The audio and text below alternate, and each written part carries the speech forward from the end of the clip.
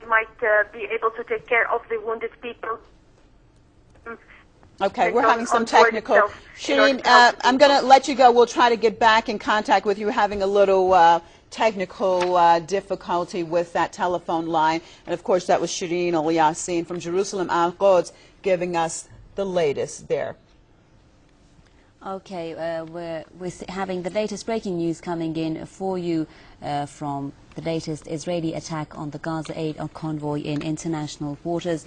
The latest news coming in is that the Turkish Foreign Ministry has said the deadly Israeli operation on 8 ships carrying aid to the Gaza Strip, among them Turkish vessels, may lead to irreparable consequences in bilateral ties. You're seeing images there, the latest images from Istanbul, public protests, strong public protests going on for hours now outside the Israeli consulate against that attack, which has left, according to Al-Aqsa TV, you're seeing there at least 20 people killed in that attack on activists, international activists, including politicians, on those 8 ships, at least 8 ships there. And the strongest attack has apparently been on a Turkish ship which was carrying the bulk of the aid and one of the largest ships that's been attacked.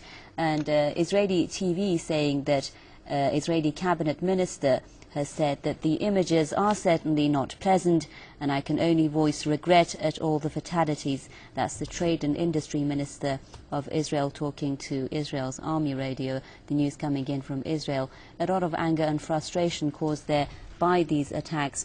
The attack, of course, occurred at least 150 kilometers off the Gaza coast. At least 20 people have been killed. Scores of others are reportedly injured, and some reports saying that the Turkish ship which was attacked has been transferred to Haifa, and Israeli authorities are trying to jail or deport some of the activists on board, as they had threatened earlier before the ships were trying to reach Gaza. They were carrying 10,000 tons of supplies for the people in Gaza under a 3-year Israeli siege. And now the latest diplomatic tension that's come out of this, Turkish foreign ministry officials saying that this is going to has caused actually irreparable consequences in ties between Turkey and Tel Aviv.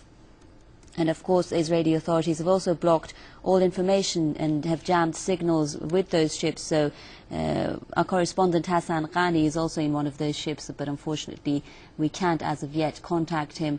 And a lot of concerns now over the safety of those on board the ships. Reports saying from Israel that the activists have been resisting the forces that attacked them. Well, Press TV's Ali Rizk joins us now live from Beirut. Ali, a lot of responses there. Hamas has said, as I told you before, that it's calling for intervention to stop this attack, and it's saying that this is a crime against humanity. And now the latest, the response from Turkey, saying that it will lead to irreparable consequences. So what do you think will be the regional response to this? What are we expecting now?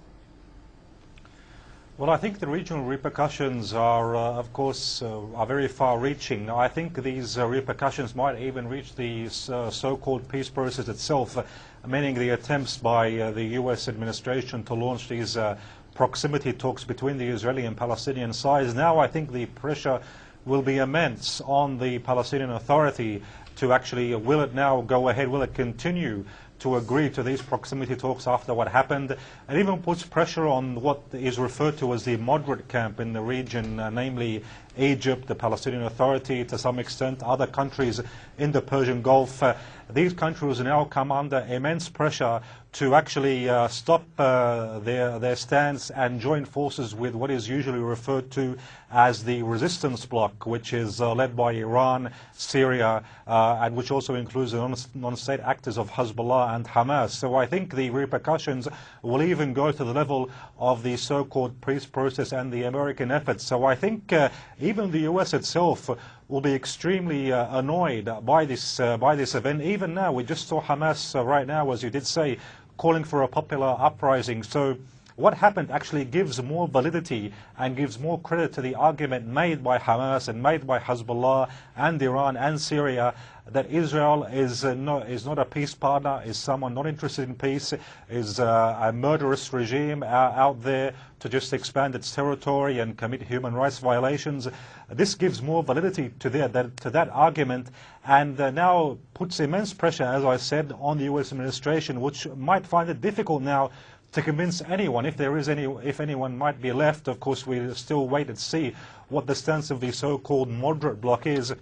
But it puts more pressure on anyone who might have been ready to go ahead into a diplomatic settlement, or begin with a diplomatic settlement, diplomatic negotiations with the Israeli side. So, as I said, the repercussions very far-reaching to the top political level, and the fact that Turkey took this stance as well. As we said, Turkey is a very important ally for the US in the region, so the effects are extreme. And as I said before, it will be very interesting to hear the White House, what its argument will be. We know that Recep Tayyip Erdogan does have good relations. He was in the White House and did meet with President Barack Obama.